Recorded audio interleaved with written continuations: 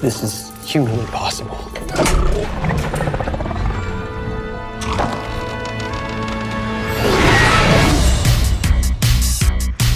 I'm a paleontologist. Amber, what's it been, 10 years? Things seem to be going well. Your life sucks. You got a 1059. I don't know what that means, Denny. You're thinking coyotes again? I have reason to believe there's a raptor on the loose. A rapper on the loose? Should we be on the lookout for LL Cool J or Tone Loc? Okay, no. It's upstairs. Was that really a raptor? An invisible raptor. Sounds airtight to me.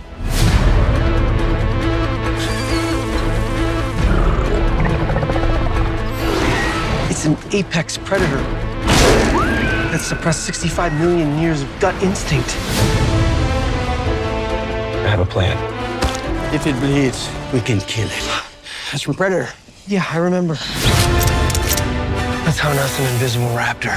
There's new sheriffs in town.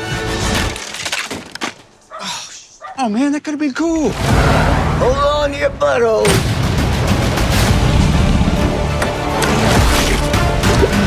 Ouch.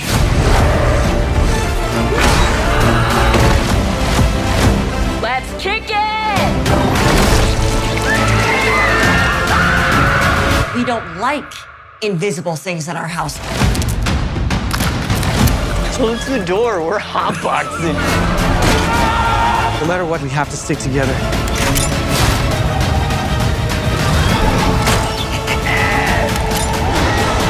You're slipping!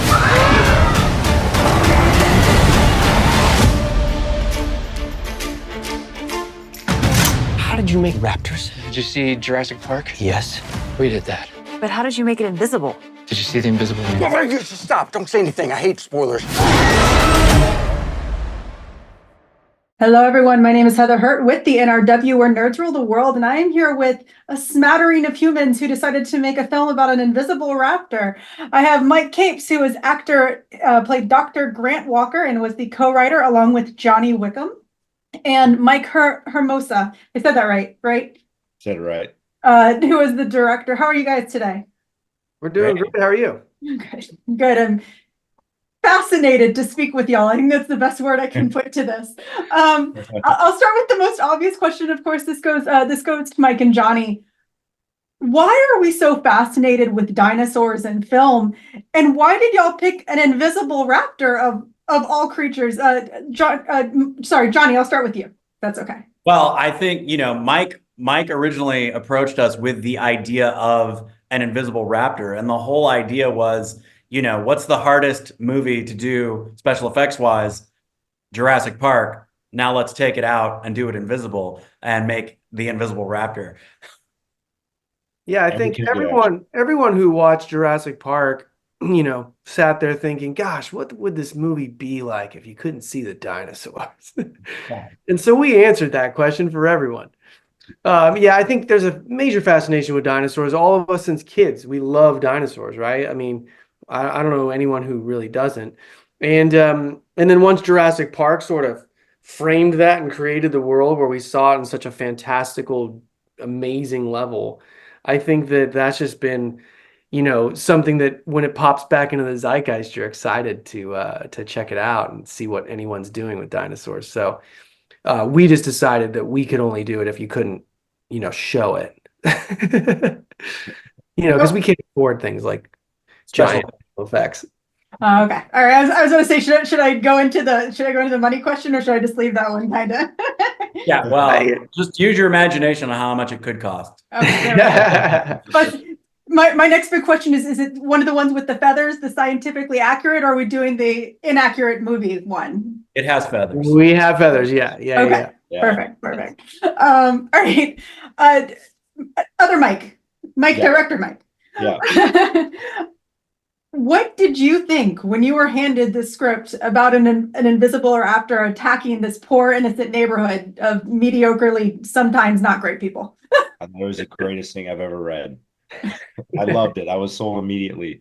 I've always wanted to work with Mike, and I called him in the middle of the night to pitch him some stories. And he said, before you do, I have this idea, and he gave me the entire world of Invisible Raptor, and I was sold, and it was very ambitious. But the fact that there's a creature feature with no creature, COVID was happening, there was an invisible threat. It just, movies are a sign of their times, and I felt like this movie, as crazy as it might be, it was really what we were all going through right now. So, and the fact that you got an invisible raptor, I mean, it's not fun about that.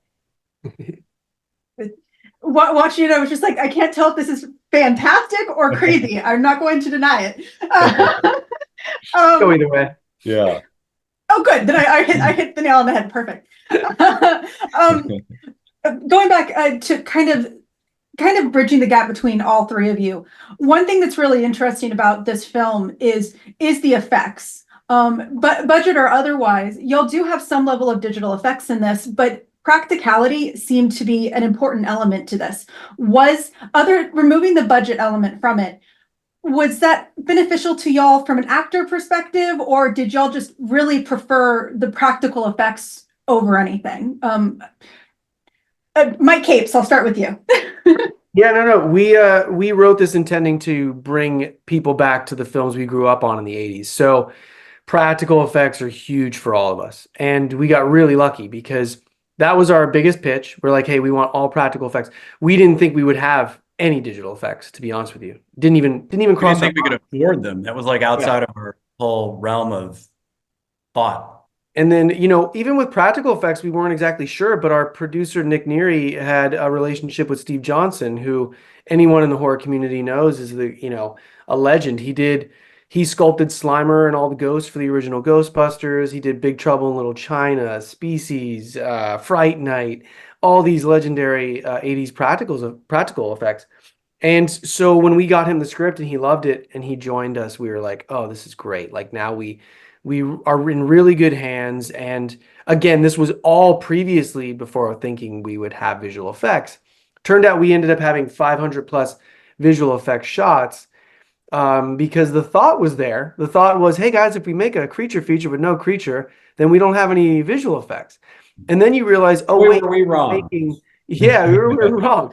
It turns out you're making an Invisible Man movie and there's a lot more work involved. But at the same time, necessity, creativity comes out of necessity. And so when we were working these gags, we were really figuring out some cool things. And I think it made the movie more fun to watch and better. And the digital effects came in and really complemented that. And I will tell you that our digital guy came in and gave us our ending, which I won't spoil, but we did not write it intending for something as big and grand. And he was this guy who came in and said, well, what if you tried this? And he'd send us a few animatics and different things, and we were just blown away. So, or some previs, I should say. He sent us previs, and we were like, we didn't know we could do that. And he's like, I can. And we ended up with some really cool visual effects. Yeah. Dorian Clevenger is his name, by the way. Great props. guy. Give props. Definite props. Yeah, wonderful.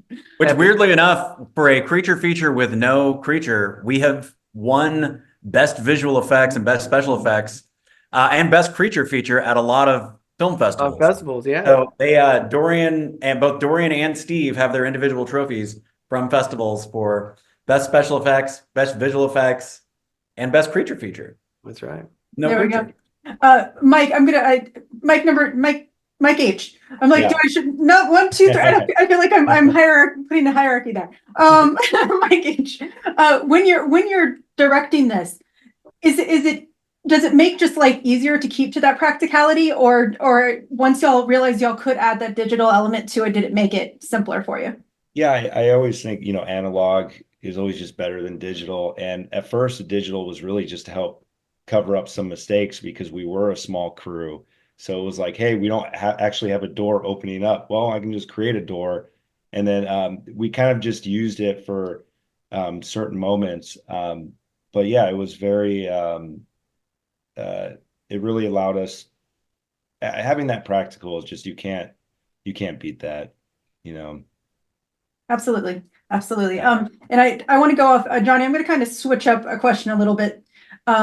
especially since Mike C changed up, made a comment about the Invisible Man. One of the great things about this movie, speaking about, kind of that analog, that classic style of creature feature, this movie very much understood its own assignment and made fun of itself as well as parodying other films. In Invisible Man, of course, was one of those films that's definitely mentioned. Why make a creature feature horror parody? Why not? Yeah, why not? Challenge accepted, right? I mean, the whole concept is just like a unbelievable playground for jokes. Like the concept is wacky, marrying that with the idea that the actors are all going to play it straight, like a classic Zucker movie, was just like the ultimate writer's playground. I mean, it was like the brakes were completely taken off and we were allowed to just make the most wild, funniest movie we could think of. So like, again, why not? That's the way we approached the whole writing process. We didn't have the money when we started writing it. We didn't even know we were going to have the money when we started writing it. So we just were able to like freely write the thing that made all of us laugh. And, luckily we got the money to do it. And then even luckier, we got an executive producer that was cool about us making the script we wrote and then continuing to add jokes into this weird world. Even throughout post-production, we were throwing in ADR jokes and everything else. So yeah, why not? I guess is my short answer. And we knew we didn't have to make everybody laugh. We just needed to make one person laugh that can make this movie one out of the three of us laugh, we were fine. Okay. Yeah. I was going to say, which one of the three was y'all? I think we all laughed at everything. Okay. Well, if you can't laugh at yourself, right? Mike Capes, sorry. No worries. It's in real life. I have like 14 mics too, so this is just great. Grant Walker. He's one of those characters that you see, and once again, it's a parody. So you see, he's that guy that just never made it to, he could never just get there. Right. Who was this character to you? I've seen in other interviews where you said you wrote this for you, but who was he actually in your head? So over time, I've been doing a lot of like YouTube comedy stuff, and I grew up again on 80s movies, so you see actors playing characters like Chevy Chase and Fletch and Vacation, and you grow up on these Indiana Jones as well. It's a play on Indiana Jones because Indiana Jones was actually a false hero. He always failed his way to success. He wasn't like, the guy who had all the answers. And so we were kind of playing on sort of an Indiana Jones meets sort of a Chevy Chase 80s character. He's falsely confident. He's got a little bit of a snark and a burnout to him. He hates kids. So that was a Dr. Alan Grant element from Jurassic Park. We took hating kids to the, top level.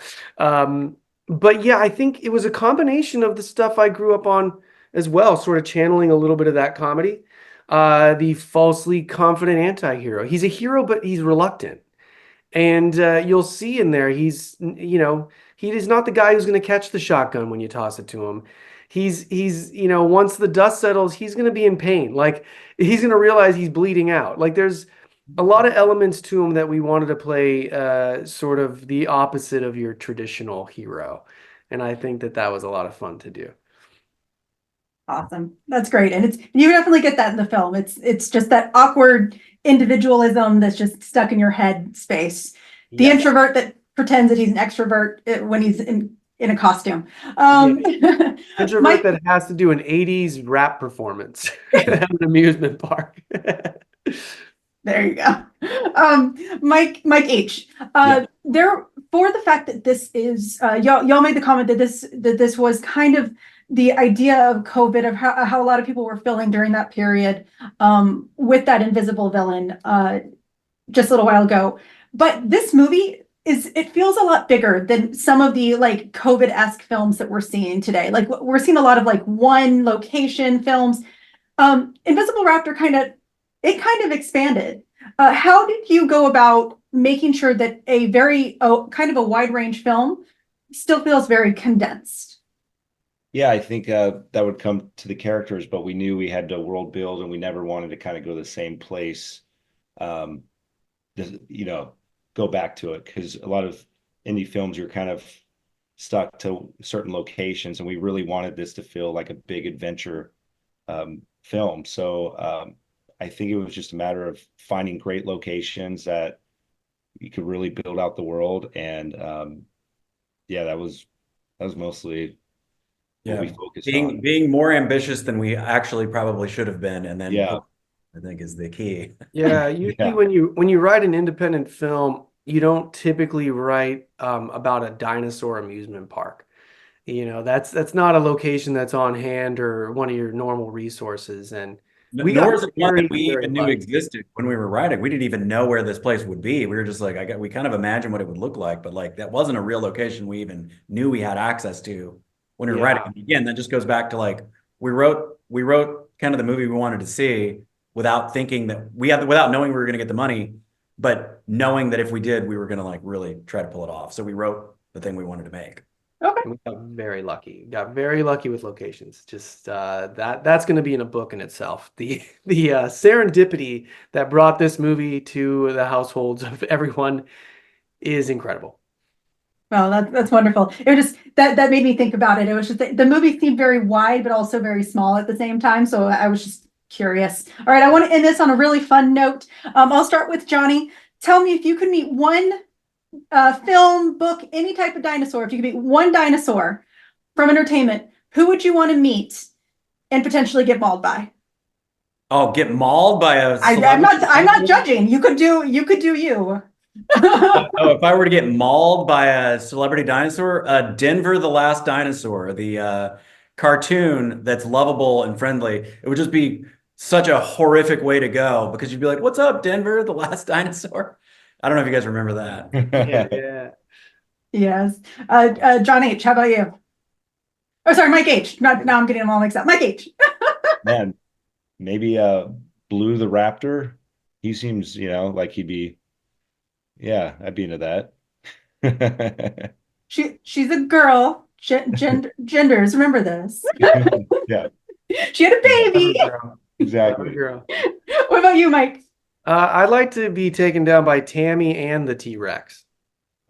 Both of them, same time. No further statement. Just Tammy and the T-Rex. Just Tammy and the T-Rex. One of them can watch, whatever. I read those YouTube comments. Their choice. Dealer's Not safe for work logo going up. All right. Thank you guys so much. It was really fun talking to you. The movie is a wild ride for sure. The Invisible Raptor hits theaters and is available on digital on December 6th. Thank you guys, and you'll have a wonderful day. Thank you so much. Thank you. Nice to meet you. Thank you.